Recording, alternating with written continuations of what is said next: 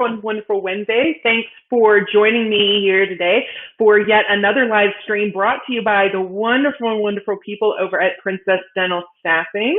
Each week we're bringing you new topics having to do with starting and or maintaining your career in the dental industry. And each week we're bringing you a new topic. If you like the topics that we're discussing, be sure to like our videos. If you don't want to miss out on future streams, be sure to like our page or subscribe to our channel. And of course, if you have any questions about the content that we're bringing you, or if you have any thoughts or insights or just anything to add to any of the information that we're bringing you, be sure to comment below and we'll respond as soon as possible. Okay? And if you want more information on the things that we're covering, be sure to check out princessdentalstaffing.com, where you can see Princess Dental Staffing's blog. It's also super easy to create a profile and start searching for your next career. Okay? So I'm so happy everyone could be here with me today. And if you couldn't be here when this was live, so glad you got to watch it later. So today's topic, we're talking about dental resume tips that you need to know. So we're going to be talking about just some things you can do to really elevate your resume and really streamline your resume and, maximize the overall impact of your resume to potential employers. So let's kind of jump in. First, let's start off by talking about what is a resume, right? So resume essentially is an advertisement. It's a personal advertisement that showcases your knowledge, your skills, and your abilities in the dental industry to potential employers. Really put your best foot forward, okay? So it includes things like your previous work history, your accomplishments, your skills, your education, and those sorts of things. A lot of different elements that can be in a resume, okay? So they typically include an objective statement or like a professional summary, okay? And then, and that's normally at the very top of the resume, like right under where you have like your name and your contact information. By the way, always make sure, this is a bonus tip, this isn't one of my main tips, but always make sure that your contact information is updated, okay? If you're not getting callbacks, that might be one of the reasons why. So make sure that your phone number and that your email address are accurate and up to date on your resume, okay? But normally right under your contact information on your resume, your name and your contact information, you normally have like an objective statement or professional summary, something that talks a little bit about, what you're looking for and just a little bit about your skills and your background, just kind of like a little teaser to the rest of it, okay? Sort of like an elevator pitch, very brief, broad overview of what you bring to the table to entice a potential employer to kind of continue reading throughout your work history and your education to get even more juicy details about what you bring to the table, okay?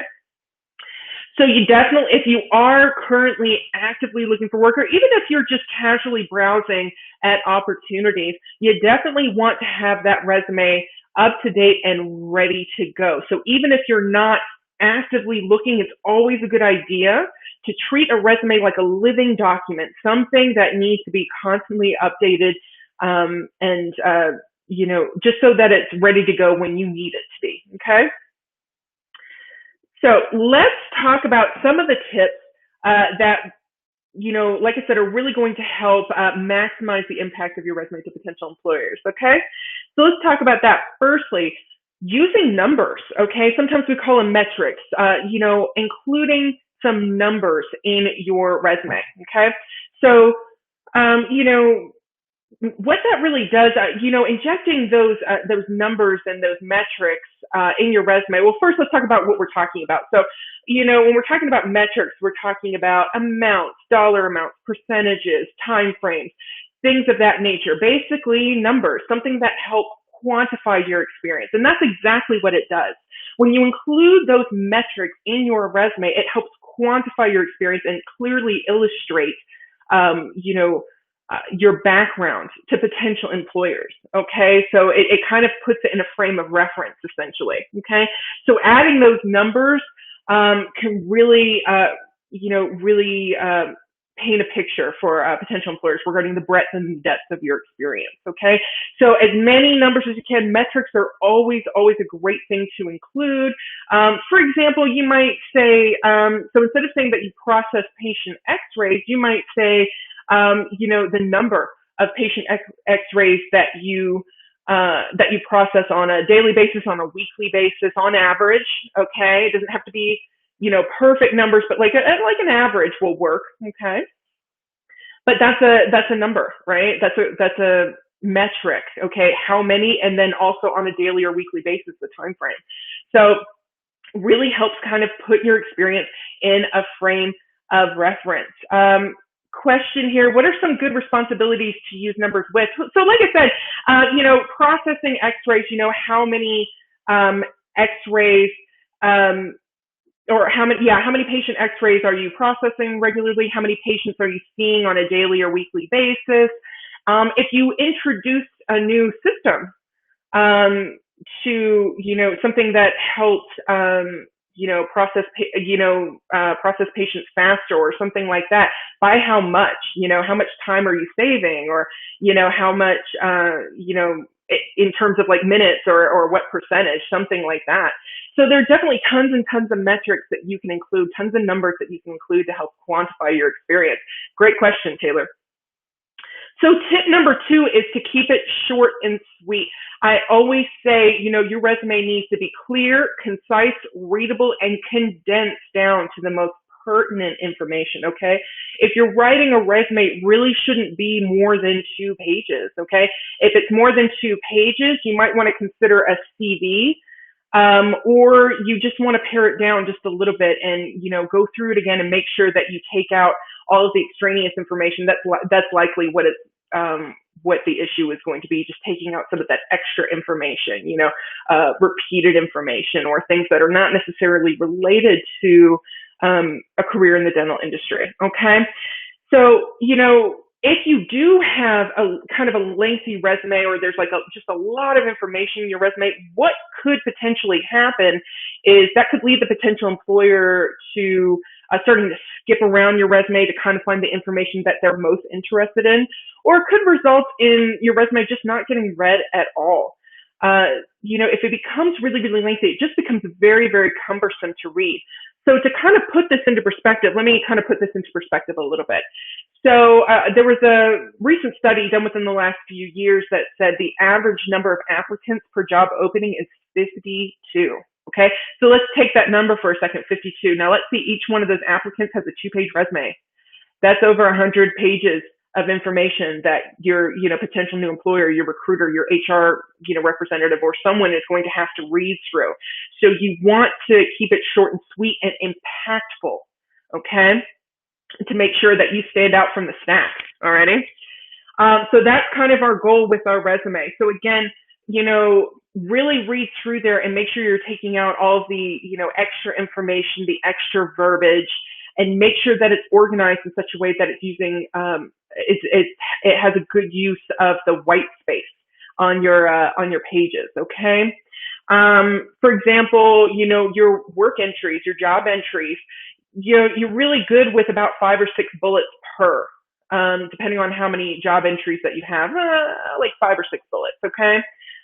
Really shouldn't go a whole lot more than that, depending on how many job entries you have. Okay. So just some ways to kind of keep it condensed down to the most pertinent information. Okay.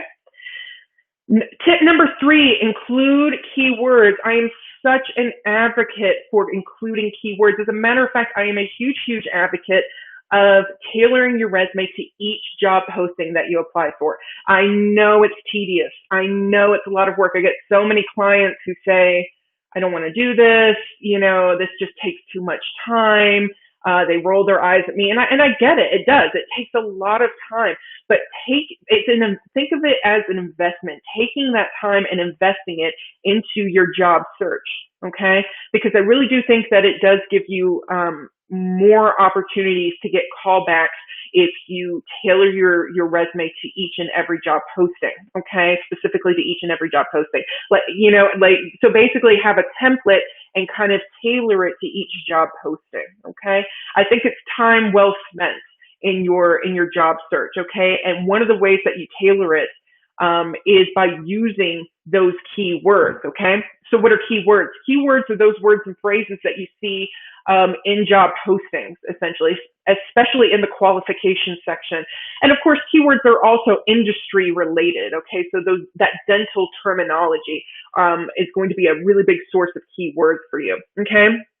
So using those keywords throughout your phrases, what it does is it makes for a more impactful resume because you are showing that you speak the language, okay? You're also clearly illustrating that you have the skills that the potential employer is specifically looking for, okay? If they didn't add it into it, if they added it into the job posting, it's something that's very important to them, right?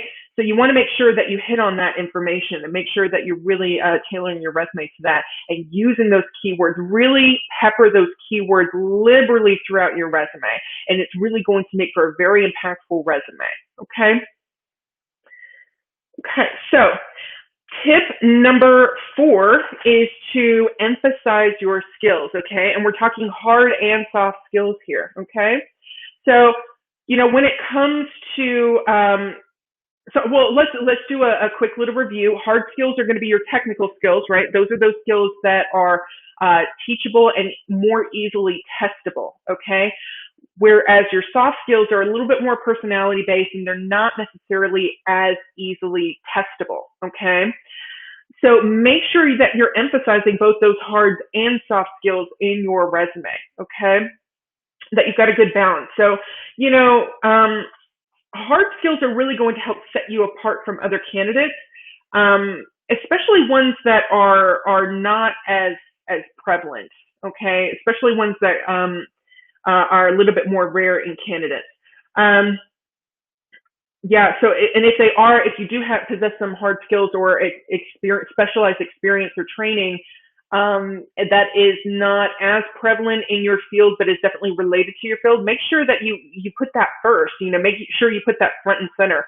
When it comes to resumes, you definitely want to organize your information in such a way that the most important is going to be, higher up on the page, right? Higher up in the order of things so that it has a nice flow to it. Okay. And then write key accomplishments in bold and explain what it is. When it comes to accomplishment statements, again, we're using an action verb, and a direct result of the action, okay? And of course, including numbers and metrics where you can. So make sure that you're really weaving in those skills, those key skills. And again, you'll see those key skills in that job posting. Hopefully, if it's a well-written job posting, you'll see those key skills that they're looking for. So if they're looking for organizational skills, make sure that you say something to the effect of engaged organizational skills and time management skills to see X number of patients on a daily basis or something to that effect, okay? Last tip is to include some key skills. I've got another question here. I've heard keywords are great to use in resumes. How do I find the best keywords to use? So the keywords are going to be in the job posting, specifically in the job posting. You want to pay special attention to the qualifications. Of course, keywords can come from anywhere in that job posting, and the responsibilities. Even a lot of companies and offices, sometimes they'll give like a little blurb about their company and their culture and things that are important to them. So even there, you can get some really great keywords, but your main focus is going to be on those qualifications. Those qualifications were put there for a reason. That's what the potential employer is specifically looking for, right? That's why they made note of it like that. Okay, great question again, Taylor. Okay. So those are my tips for you, just kind of going back over them briefly, just to summarize. Make sure you use numbers, inject numbers and metrics as much as possible. Secondly, keeping it short and sweet. Again, no more than 2 pages, and make sure you're including the most relevant and pertinent information in your resume. Number 3, include keywords. Again, you get them from the job posting. Make sure you pay specific attention to those qualifications. And number 4, emphasize your skills, both hard and soft skills that you bring to the table that can really support the office in achieving its endeavors and continuing its business, okay? So those are my tips and tricks for you today, everyone. I hope that you have enjoyed this stream. Again, we will be back next week with another topic. Again, make sure that you like our page, subscribe to our channel. If you don't want to miss out on future topics, leave any other questions, thoughts, comments, insights below, and we will get to them as soon as possible. And I hope everyone has a great week, a great weekend. I will see you next week. Talk to you soon, everyone. Thanks for joining me. Bye.